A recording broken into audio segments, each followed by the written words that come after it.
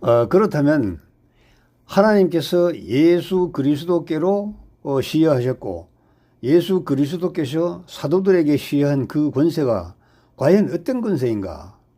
영적인 권세입니까? 아니면 세상의 권세입니까? 여러분은 한번 궁금해 볼 필요가 있는 것이죠. 물론 여기서는 영적인 권세죠. 세상의 세속적 권세가 아닙니다. 그렇다면 세상 권세는 누구에게 넘어갔는가? 이것도 궁금하지 않으십니까? 세상 권세는 누구에게 넘어갔는가?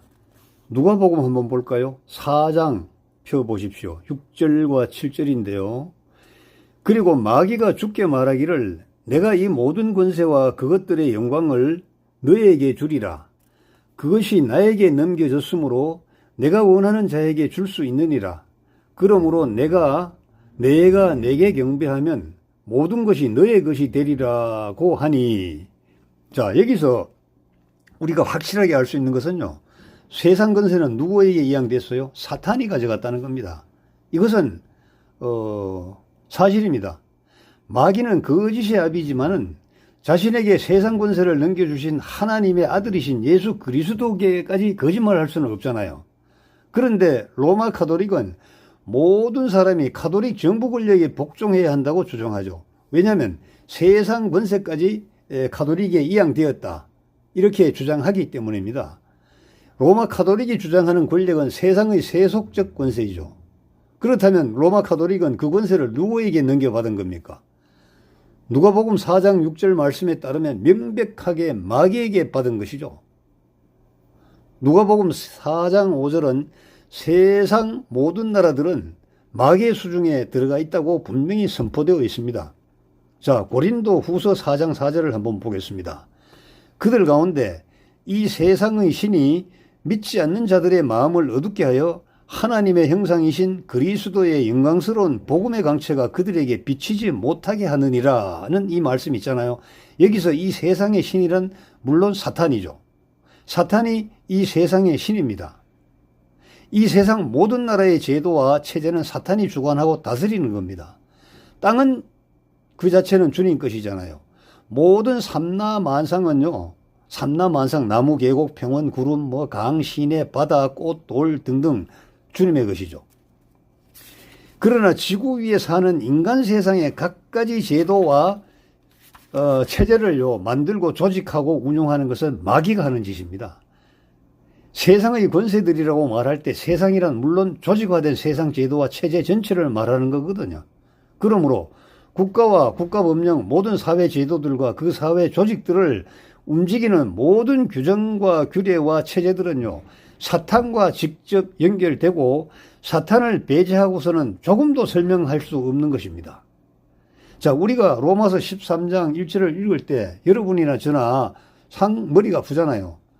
하나님께로부터 나오지 않은 권세는 없나니 모든 권세는 하나님께 정하신 것이라, 이렇게 말씀하면서 어떠한 권세자에게도 우리는 무조건 복종해야 된다.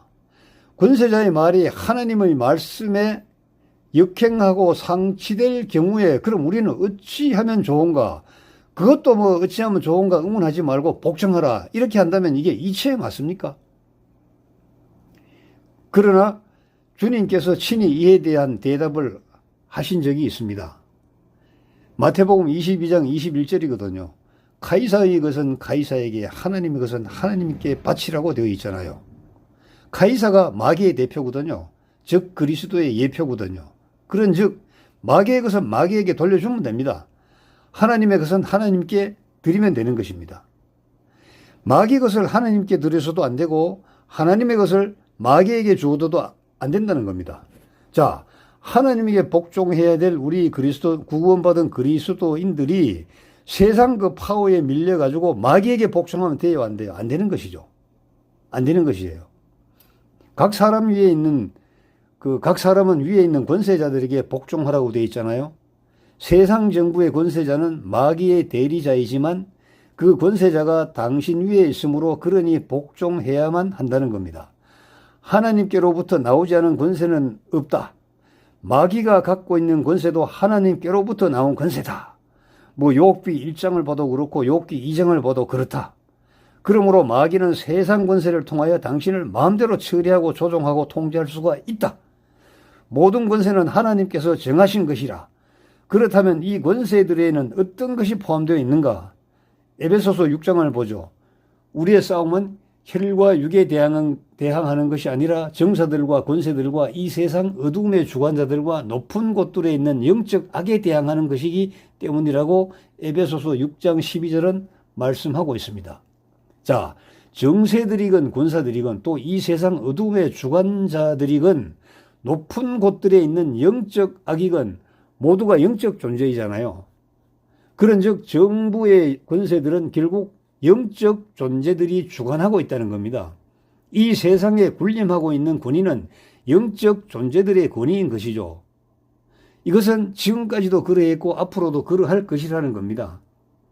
그런데 로마서 13장 3절과 에베소서 6장 12절을 비교해 보면요. 로마서 13장 3절은 다스리는 자들은 선행에 대해서 두려움이 되지 아니하고 라고 되어 있거든요.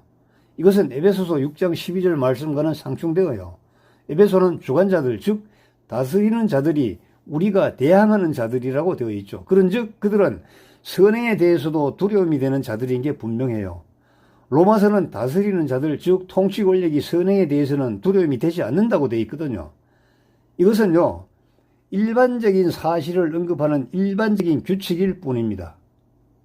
일반적인 규칙에는 반드시 예외가 있고 예외가 존재하는 그 이면에는 일반적인 규칙이 있는 것이죠. 우리는 일반적인 규칙과 예외 사항을 확인하지 못하면은, 분별하지 못하면은 반드시 성경을 자의적으로, 자가당착적으로, 억지 춘향으로 막 끌어다가 해석하고 적용하고 강요할 수밖에 없는 겁니다. 우리가 선행을 행하는 한 우리는 다스리는 자들을 두려워할 필요가 없는 것이죠. 그러나 에베소서 6장 12절은 영적 권세에 대한 말씀이거든요. 이 말씀은 너희는 마귀의 술책에 대항하여 설 수 있도록 하나님의 전신갑주를 입으라고 11절에서 명령하고 있지 않습니까? 즉 그리스도인들은 마귀의 술책에는 대항해야 한다는 것입니다. 또 대항해서 이길 수 있도록 하나님의 전신갑옷을 입으라는 겁니다. 이 말씀으로 우리가 앞뒤를 미루어 보면은 로마서 13장의 서두에서는 권세에 복종하라고 명령하고 있으되 하나님을 섬기는 그리스도인의 선행에 대해서까지 위협이 되는 마귀의 술책에 의한 권세라면 그 권세에는 대항할 수밖에 없다는 겁니다. 자, 그리스도인의 선행이 뭡니까? 전도하는 겁니다. 전도. 기도 드리는 겁니다. 우리가 모여서 주의 날 예배 드리는 겁니다. 이러한 것을 억압하는 권세는 우리는 저항해야 되는 겁니다.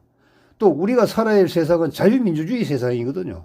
자본주의 시장경제의 세상이거든요. 왜냐하면 자본주의 시장경제는 문제는 많지만은 개인의 자유의사가 반영되어서 사고 팔고 하면서 가격이라는 것이 형성되기 때문에 정부에서 가이드라인을 정해놓고 이것은 이만큼 팔아, 이것은 이만큼 팔아 정해주는 게 아니라는 겁니다.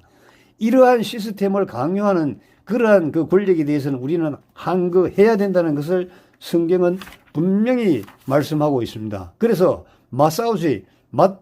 대항해서 싸우지 않으면 안 되는 겁니다. 맞서 싸운다고 하니까 뭐 폭력 동원해서 불 지르고 막 탱크를 동원해서 밀어붙이고 이거는 아니고요. 타협하거나 야합하거나 굴복하지 말라는 겁니다. 문재인 정부 때 코로나 그 우한 폐렴 가지고 교회 문 닫아 하니까 대형 교회 문 닫아 놓고 야 이참에 쉬자. 그리고 뭐 조그만 교회는 야 어차피 없는데 뭐 문 닫아. 그러면서 뭐 인터넷 예배하면 되지. 다 이렇게 돌아갔지 않습니까? 중세 암흑 시대에도 로마 카톨릭의 박해를 받고 순교했던 모든 성경대로 믿는 사람들이 바로 여기에 항거한 사람들입니다. 죽어야 됩니다. 정말 광화문 내거리에서 화형을 당해야 됩니다. 그렇게라도 증거하는 거거든요. 그것은 내가 죽지만 화형당하는 겁니다. 그러니까 그렇게 해야 되는데 지금 많은 사람은요. 아이 그래 할 필요 없어. 뭐 모이지 말라면 안 모이면 되는 거고 또 보이지 말라 하면 안 보이면 되는 거고 그러면서 우리는 기도하고 성경대로 믿는 사람들 한글 킹 제임스 성경만 들고 읽고 기도하면 되는 것이지. 이렇게 하면요. 이것은요. 그 영적 악에 대한요. 이거는 스스로 타협하는 겁니다. 그래서 순교란 게 뭐냐? 영적인 악의 세력에 대해서 대항하는 극단적인 표현이 바로 순교라는 겁니다. 어떠한 대항 중에서도 자기 목숨을 버림으로써 항거하는 것보다가 더 큰 그 항거가 어디에 있겠느냐 이 말입니다.